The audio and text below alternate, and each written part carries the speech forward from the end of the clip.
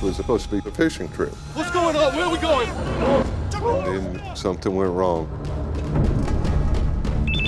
When there's a kidnapping, I want 5 million. my job is to respond. I really knew it was bad. It was just a nightmare. You have a 50-50 chance of getting out or dying.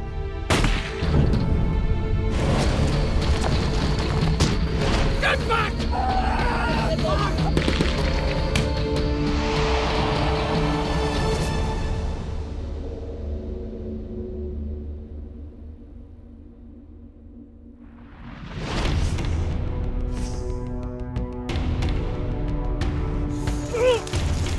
I've now been a prisoner of the FARC guerrillas for 6 months.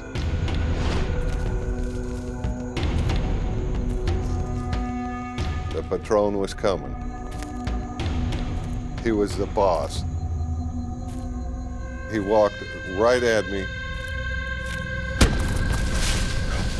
He hit me right in the face, grabbing me and telling me, "You're gonna pay $5 million or I'm gonna kill you right now." He had his finger on the trigger. I thought at that point, he's gonna shoot.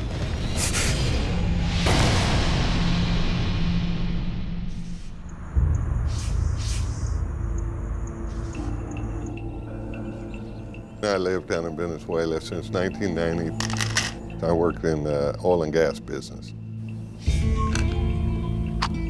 I got up early in the morning and started getting my fishing gear together, and It's not like the river's gonna run out of fish before you get there. a few people set up a fishing trip to the border and asked me if I wanted to go along. I miss you too. You better miss me. I haven't got together with a bunch of guys on a camping trip like this in years, so I was excited about just the get-together we was gonna have out in the jungle. We headed for the airport, which was about an hour drive away. I knew it was going to be an adventure before I went down there.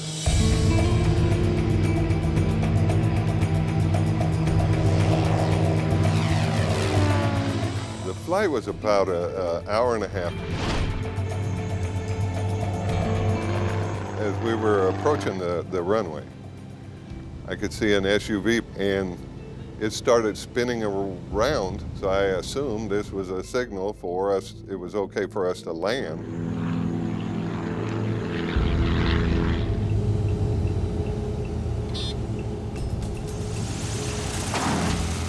I was feeling great. I was real excited.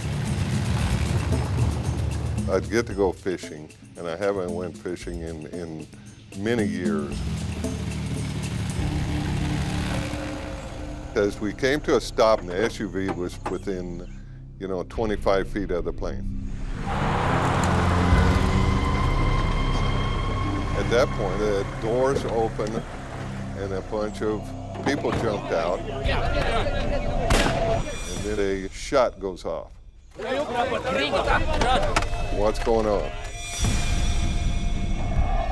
The guns turn on me. I was just real nervous. Okay, maybe this isn't what my welcoming party.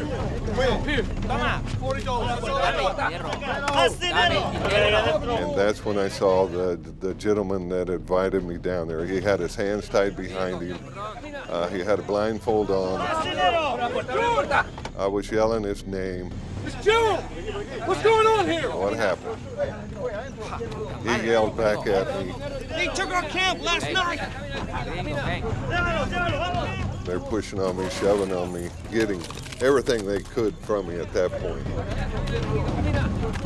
Of course, I was a little nervous, but I just thought they were banditos from the border and they wanted some money, so no big deal. I give them a little money and they'll go away and I can go fishing. Hey, that's my stuff! Oh! I had no idea what I was in for.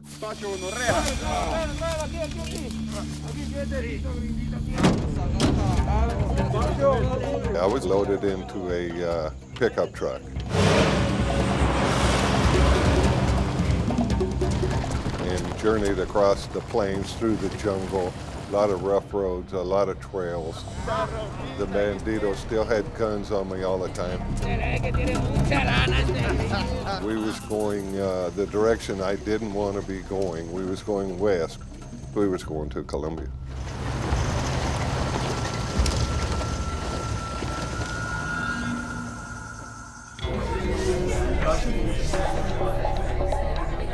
There was about 10, 12 of us, and we're all in the house drinking and just having a great time. The doorbell rings at my house, and I saw two of Gerald's employees standing there. And I hollered at them, and I said, "Hey, y'all, come on in." Y'all come and see if we were having a party. And they didn't say anything, and then they said, "Virginia, we need to talk to you." It's about Gerald? The first thing that went into my mind was Gerald had had a plane crash. What's going on? And they told me that Gerald had been taken. And I said, "Well, who took him?" And they said, "We don't know yet." Can't you just go get him? We're working on it, Virginia. And all I've got is these two men standing in my kitchen telling me this. I really knew it was bad. It was just, a nightmare. It was.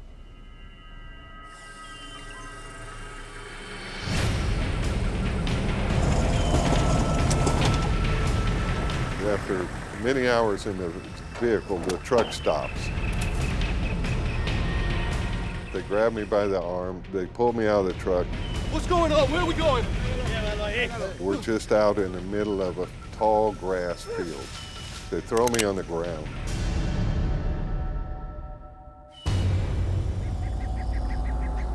As I'm laying in the grass, I am fully convinced that this is where they're going to kill me. They have the guns on me, pointing at me. I am very nervous. Okay, here goes. They're gonna kill me.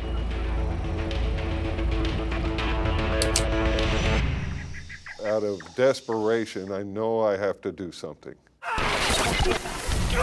Get back! Get back! Get back! And I'm kicking at them. I'm just yelling. And at that point is where two of them tackle me and take me to the ground.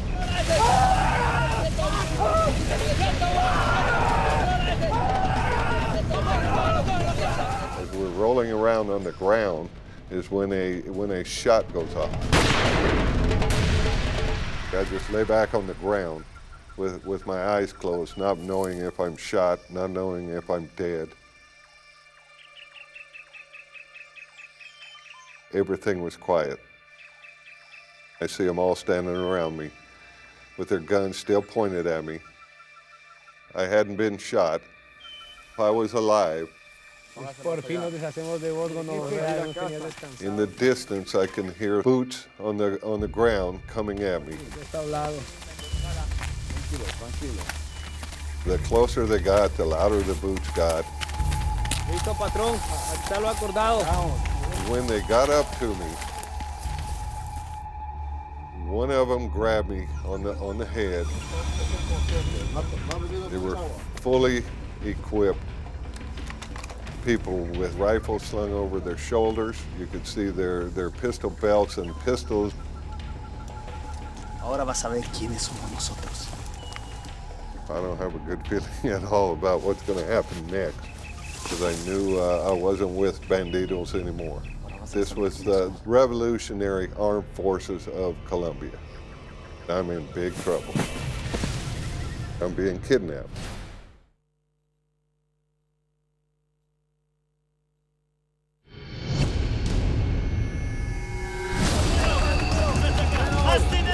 American oil executive Gerald Shaffer has been separated from his fishing party in Venezuela and kidnapped by bandits. They have just handed him over to Colombian guerrillas. They call themselves the Revolutionary Armed Forces of Colombia. Their main business is drug trafficking and kidnapping. A very brutal group, a very violent group.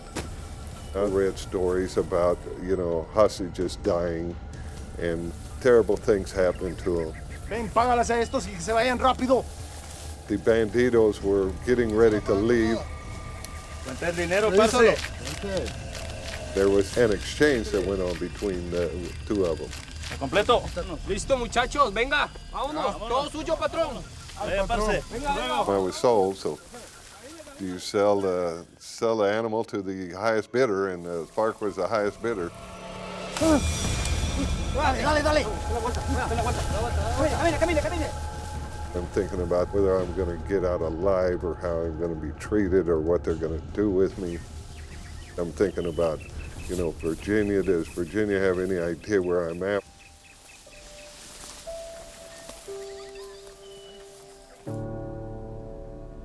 I was still in shock. The phone rang. Nope. And it was the head of the company calling to tell me that my cousin was coming to visit. And I said, my cousin? He said, yes, your cousin Andreas is coming. And I knew I didn't have a cousin named Andreas. The next day Andreas showed up, I was still pretty much in shock, okay? When there's a kidnapping, I get a call. It could come anytime, day or night, and my job is to respond to that kidnapping. Knock on the door. First person to appear on the door was Virginia Shaffer. Who the hell are you? And I says, I'm the person who's gonna help get your husband out. I'm here to help you. I introduced myself as the negotiator. She asked me, who's with you? No one, I'm here on my own. And she says, well, hell, what are you gonna do for me? The first time I met Andreas, I hated him because I felt like, what was he doing there? You gonna be the one to save my husband? Tried to explain to Virginia the process. They want money. They will give you back your loved one if you give them the money. I was so angry. I was so mad. How are you gonna bring him back if you don't have any support? Virginia was all over the place. She was up and down, left and right. It doesn't work. She was the typical American who thinks that the American government will fly in the Marines for her. We come to a stop. Off in the distance, maybe a couple 100 meters away, there was a real small church. We were out of the vehicle. They had me on the ground.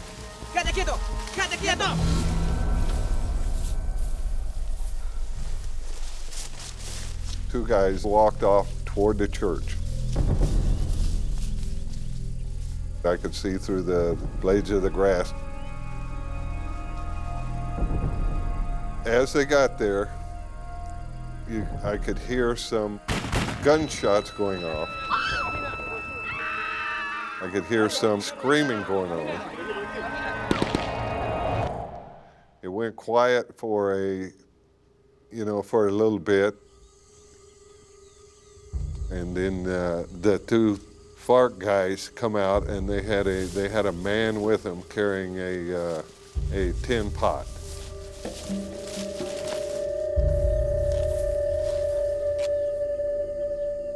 The man that brought the food, his eyes was focused on the ground right in front of him. He wasn't going to look up.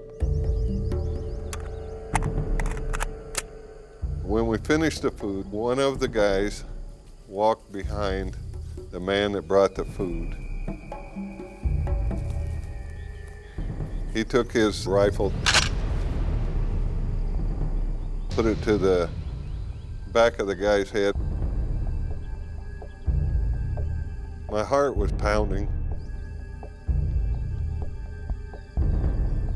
At that point,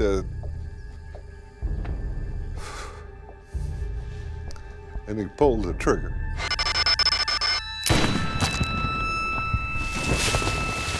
The man's skull and blood and everything else splattered all over me, and everybody started yelling.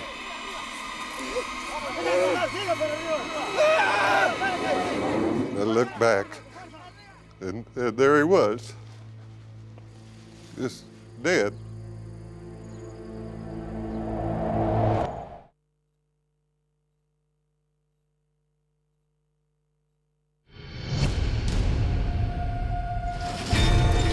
It is 7 days since American oil executive Gerald Shaffer was kidnapped. He is being taken deeper into the jungle by Colombian guerrillas. Everybody starts yelling, get out, get out. They're grabbing me under the shoulder and dragging me. And I'm thinking, boy, I'm whooped. I haven't slept, I haven't eaten, I haven't drank. Camina, sigue, muévete, vamos, camina, gringo, camina, muévete, camina. Sit right here. Sit down. This is your home. This is your casa now.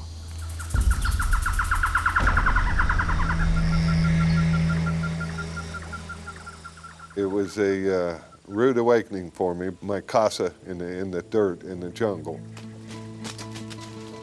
So they got the small spot cleared off. I'm thinking to myself, boy, there's got to be more to it than this. There's nothing here but dirt. I had no idea where I was. I've lost track of east and west. I've lost track of civilization.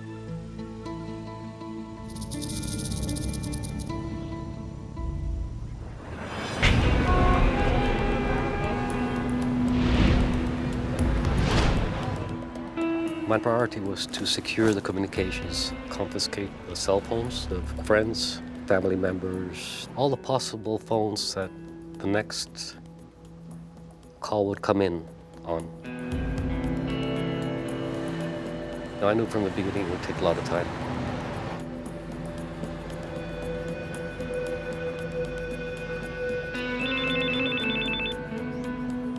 A phone call came in. I said, I'm a friend of the family's. My name is Andreas. He said, call me Fernando. And he said, okay, our demand is $5 million US. That's a hell of a lot. The first thing you do as a negotiator is never say, no, I can't do that. I responded. I'll see what I can do. I called Gerald's boss, and he said, don't worry about the money. That will be covered. Just do your job. But I knew that would not solve the problem.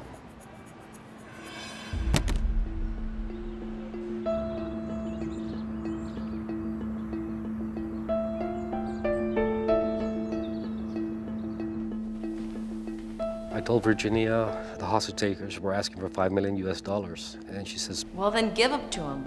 If all they wanted was money, then why didn't we just give it to them and get him back? Virginia. if we pay that amount of money, Now. they'll ask for $5 million more next week. We'll have to start out with a low amount Very low amount. and offer a little bit at a time, but always get something in return. Return for money is proof of life. What the hell is proof of life? Proof of life is the proof that Gerald is alive. He wanted to know what questions I thought would be good to ask Gerald. Virginia, you need to give me a question that only Gerald will know the answer to. And I said, Andreas, anything you need to know to help you get Gerald out, I will do anything. I know just a question to ask Gerald.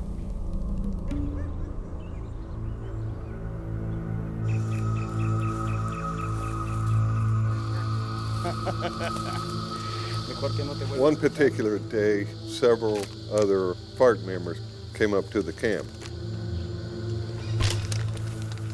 They handed me a piece of paper and they handed me a pencil and said, write down your dog's names. I was confused. What does that have to do with Shut up and write down right now. But then as I'm writing down my dog's names, Bullet and Trigger, I'm starting to think, well, somebody on the outside has to be asking, for my dog's names. It gave me a little confidence that there is something going on at the outside.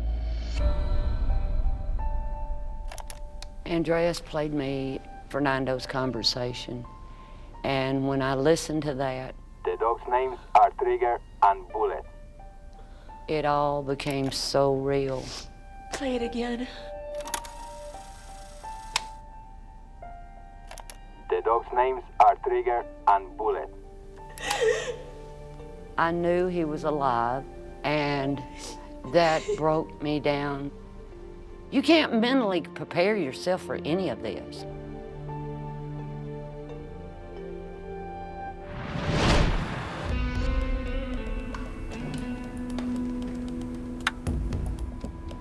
Fernando said, set up your HF system so we can speak from now on on HF radio. Fernando, come in. Come in, Fernando. This is Andres. And he replied after about 15, 20 minutes. This is Fernando. I told Fernando, Fernando, we are working on your demand. There's good news. We have $135,000 for you. He responded and said, that's not good enough. Not good enough. $5 million, or we kill him. And hung up the radio.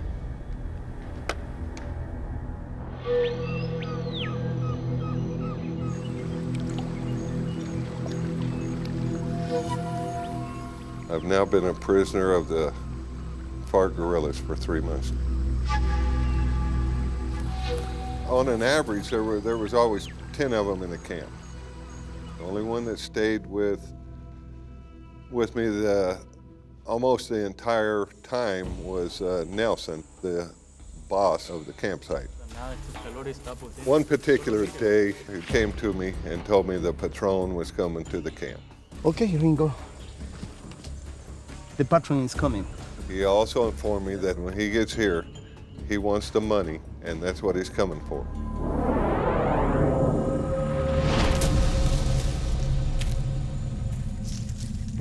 The patron was coming.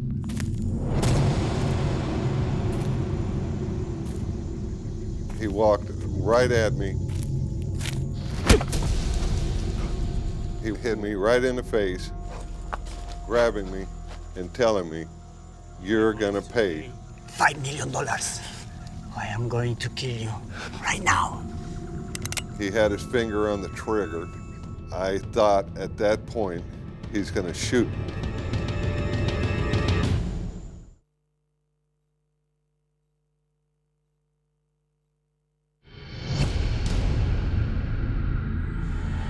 I don't have any money. Colombian guerrillas are threatening to kill Gerald Shaffer if he does not raise $5 million in ransom. Pájaro y tú, agarren al gringo y lo sientan allá. Vamos. They took me over to the radio, and I sat down on a log. $5 million. They hand me the radio, and I key the mic and yell, "Adelante, come in, this is Gerald." And I hear a voice come back. Gerald, is that you? Yeah, this is me. Who's this? Gerald, I am Andres. It was great to hear a voice from the outside. Somebody on the outside was trying to help me. How are you? How's your health? Yeah, I'm doing okay. Andres, I need help. They want $5 million. I asked Andreas, "How's Virginia?"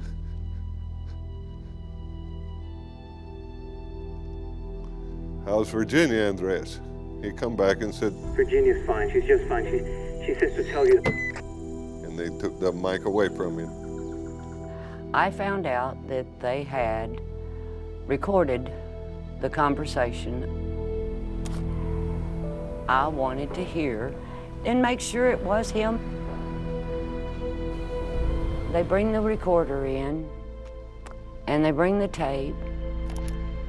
Andres, how's Virginia? How's Virginia? When I hear Gerald's voice, it was just, oh God, crazy, bawling.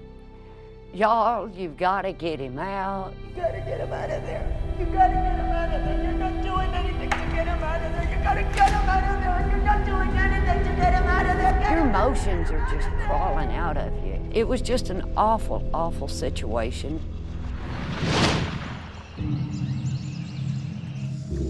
4 long months I've been rotting in the jungle. The word got around camp that the Patron was coming for another radio call. Last chance, gringo. They give the money or you die. Vamos, tráiganlo al árbol. They took me over to a tree and tied my hands behind the tree. I could hear the shovels going and the picks going right beside me on the tree. And I'm asking, what are you guys doing now? We're digging your grave, gringo.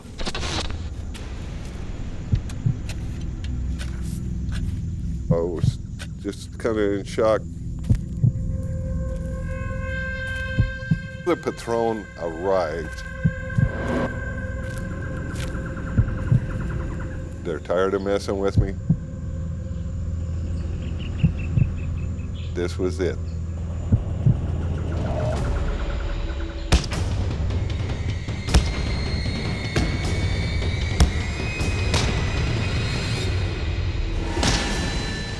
This is getting real painful, real serious. I'm telling myself, tune out, go, go. I was wanting to go home to Virginia.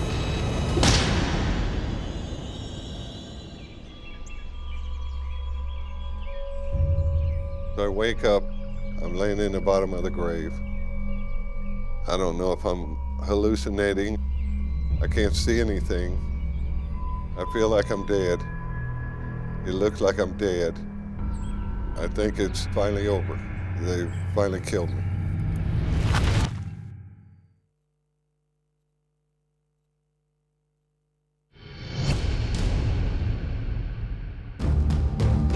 After 6 months in captivity in the Colombian jungle, and with a $5 million ransom unpaid, Gerald Shaffer has been beaten unconscious and thrown into an open grave. A few moments later, I'm moving and I start clawing on the side of the mud grave. I reach to the top and look, and I can see nobody's looking at me. They're all just standing there. I was in a trance at that point. All I can think of was get to my casa. And I made it to my casa, and I fell down.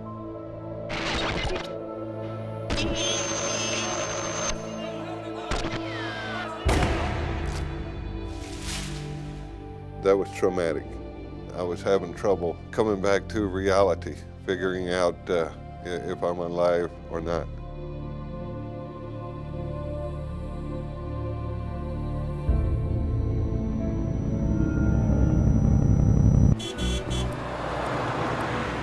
On the next conversation, I told Fernando, listen, we're at 275, okay? And he replies to me, he says, That doesn't make it. We want 5 million. I said, Fernando, you got $275,000 US. You've got a lot of money in your hands. And he comes back to me and says, that's not enough. If you want to see the gringo alive, you pay what we ask. So Fernando comes back and bitches at me. Stop playing games with me, Andres. And I was pretty emotional. I got pretty angry at him. Listen, Fernando, I'm getting very tired of this, okay? I tell him I'm tired of this. I'm a friend of the family, but I'm going home. Bye-bye. It was a strategy. Anger was definitely a strategy.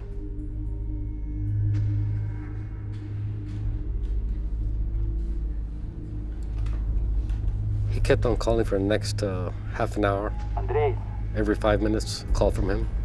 Andres, come in. I did not respond. Adelante. It's a chess game. Life and death. At that point, I had my doubts. I might have pushed him too far.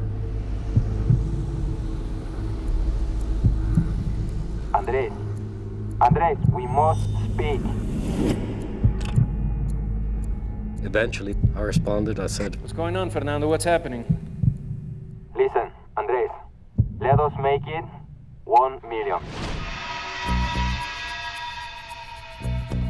and I said, repeat, Fernando, I can't hear you. That's not true. I did hear him perfectly. 1 million. Yeah, I felt very, very good about that moment. I called Gerald's boss and said, we have a deal, $1 million, $1 million US. He said, let's pay the damn thing.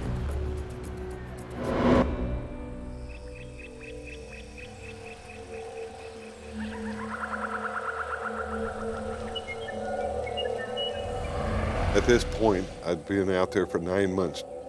My physical condition is deteriorating. I'm getting pretty weak.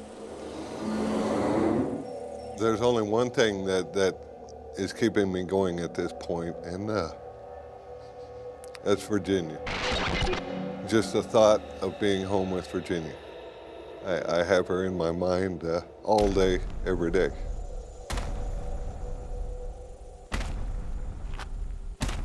Nelson came over to me and said, "Get your stuff, gringo.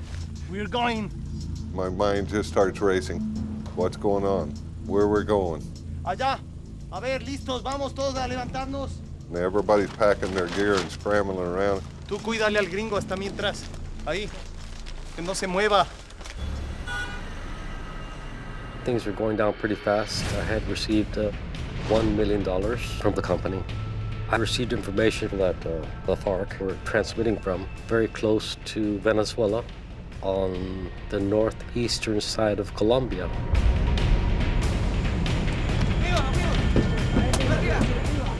At this point, I think we're changing camps. Where am I going in a truck? I haven't been in a truck since I came into the jungle.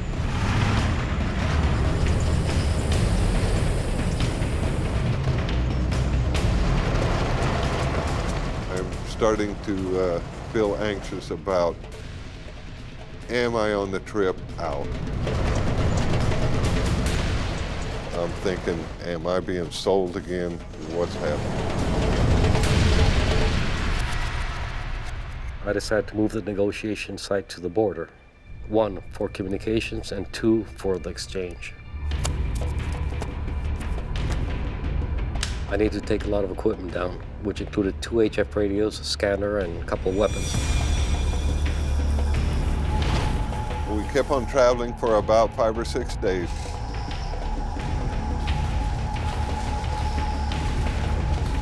I'm physically real tired. I'm mentally anxious. It was time to go. I picked up my stuff and went down to the airport. At this point, I'm thinking, is the deal going to happen? Everything could go wrong. I was exhausted. We finally arrived at a riverbank.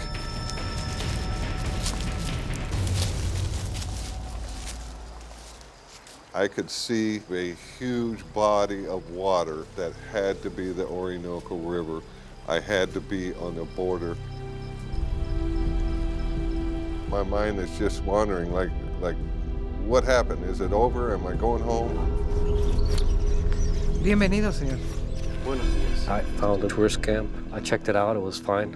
It was the best place for the exchange. I called up 2 helpers of mine, 1 to set up the radio, 1 to surveil the area. Fernando, come in. Initial communications with Fernando were, I reached out to him. Go ahead, Andres. This is Fernando. Fernando, we are ready for the exchange. Fernando came back to me and said, we're also ready.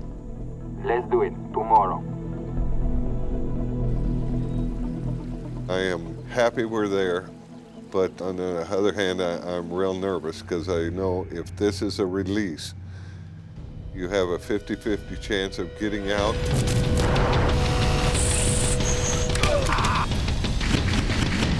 Or dying.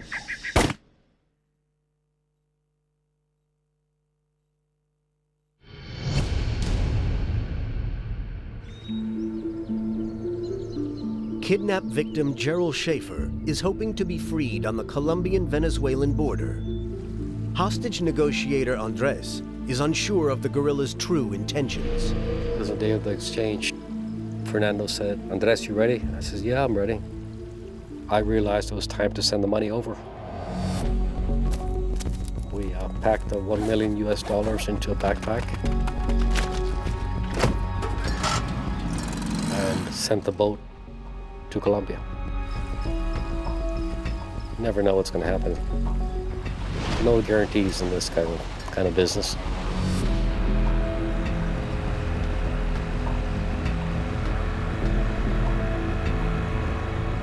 I heard a boat coming upriver at that point, and it kept getting closer and closer and closer.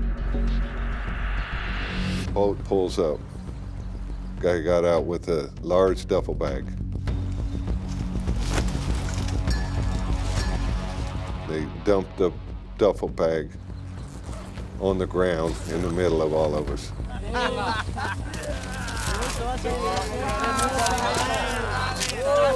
They dumped the money in one big pile. They're real happy. They're smiling. They're jumping around. And I say, got your money. I'm out of here.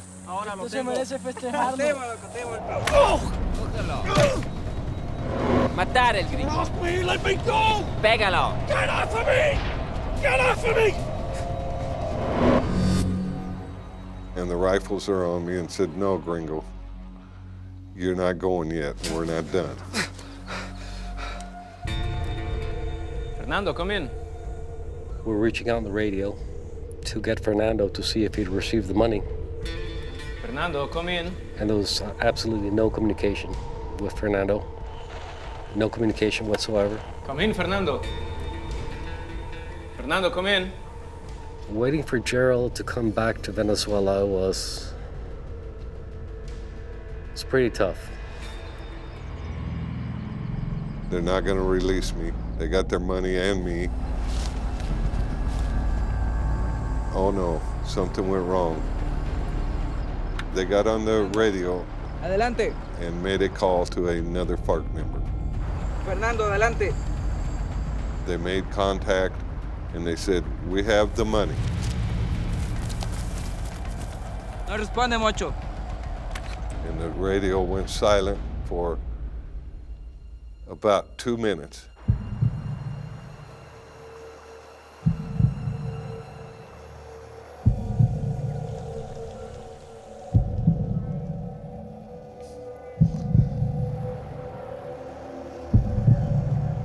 Then he come back on the radio. El gringo puede salir. And he said, let him go.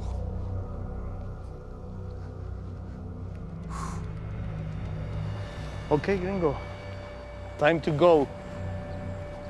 I thought, okay, this is how it ends. 9 months in the jungle. I finally got there, and I started walking toward the boat, and I stopped, and I turned around, and they're all on their knees, counting the money, throwing the money, stuffing it in bags. I walked up to them, and they look up at me in shock, and I said, when I came in here, you guys took $50 from me. You owe me $50. They looked at me like I was the craziest man around. They had their rifles pointing at me. Get out of here. No! You owe me $50.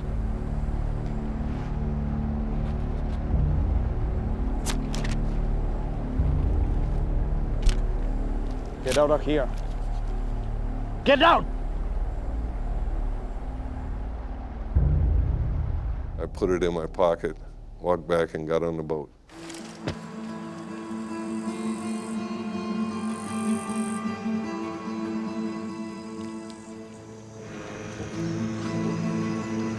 We were watching at a distance, you could see the boat come in.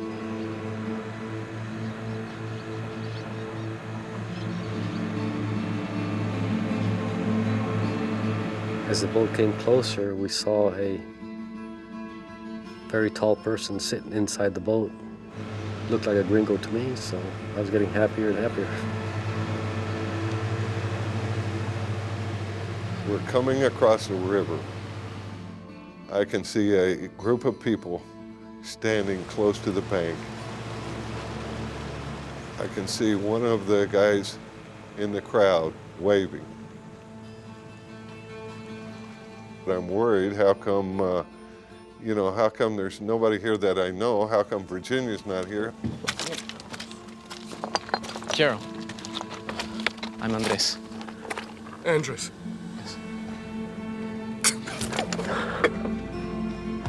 So I give Andreas a hug. And I was crying at that point. How are you? Okay. Where's Virginia? How's Virginia? Virginia's fine. You'll see her soon. I'm going home. Gerald? Gerald, where are you? They took me over to where all these people were standing. Gerald? I'm not walking, I'm running. Where are you? Gerald? She runs into the crowd of people, Gerald? looking around, saying, "Where's Gerald? Where's he at?" As I get over there, I'm looking for Gerald. Where are you? I saw Andreas and I saw some other people, and I'm running down and I'm going, Where's my husband? Andreas looked at me and he says, Virginia, he's right there.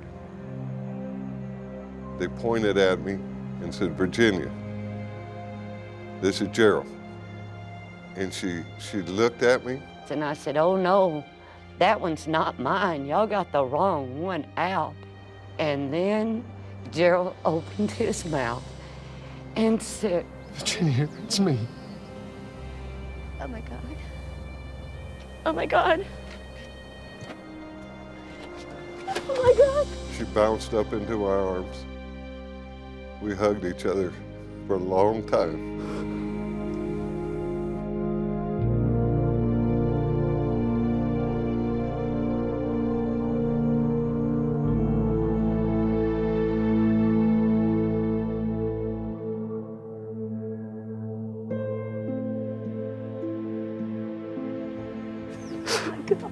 I love you.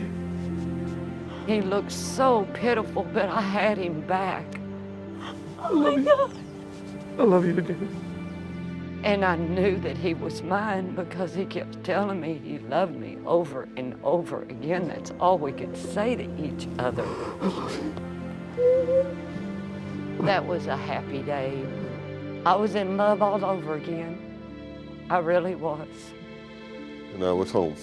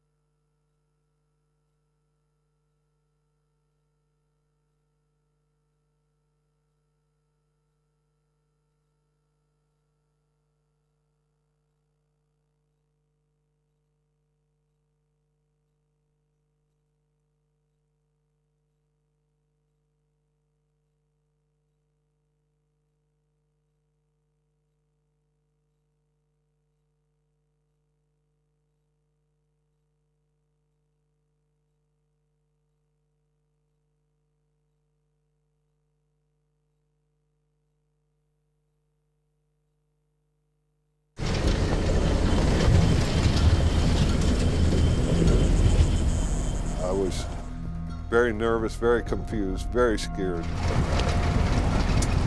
They were sitting, on both sides of me with their rifles between their legs. I got a chance to actually look at their eyes. This is a much more calm group. They knew what they were doing. They had a plan. I attempted to talk to them, what's going on, where are we going next, but they didn't talk. They had nothing to say.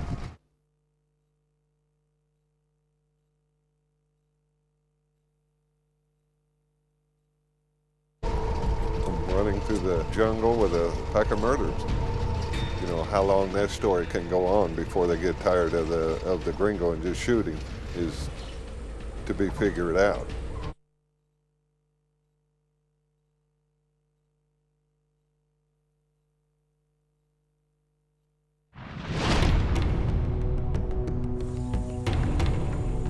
Life in the camp was a mental struggle. I was thinking every day how to communicate to the outside world. I thought I'll write a note and put it in a bottle. How am I going to get the bottle to the river and float it down the river without being shot or, being caught? When they weren't looking, I would reach down and, write one or two letters and then look back up as if nothing's going on. It probably took me a full hour to, just write a very short note saying, I'm alive, up the river, the Jungle Man.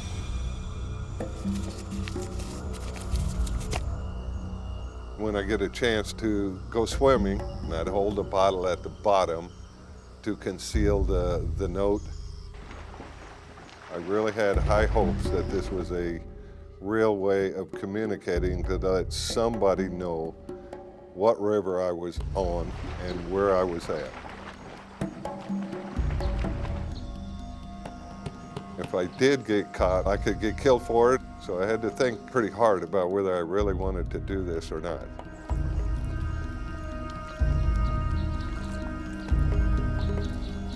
As the bottle was floating down the river, I was really hoping that they wouldn't shoot me or shoot the bottle.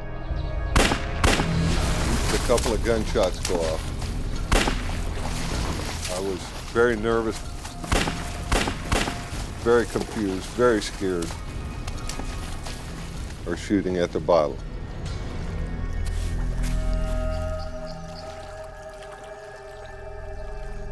I looked back and saw the bottle going, floating down the river. It felt like a piece of me was escaping with the bottle.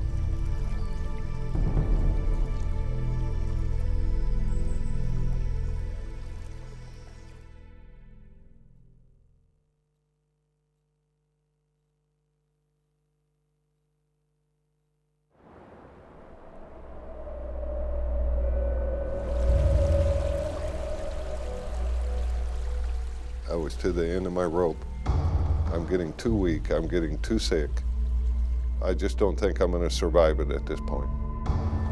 I was to the point that suicide ran through my mind quite often. I walked down to the river. The FARC members had their rifles pointing at me. I swam out a little bit. I dove to the bottom of the river. I'm talking to Virginia, telling her that I love her and sorry I got to do this. I'm hanging on, I'm trying to take a breath. I'm gritting my teeth. Take a breath full of water and it's all over. I can't do it. As bad as I want to do it, I can't take a breath. I pushed off from the bottom of the river and come up to the surface, gasping for air.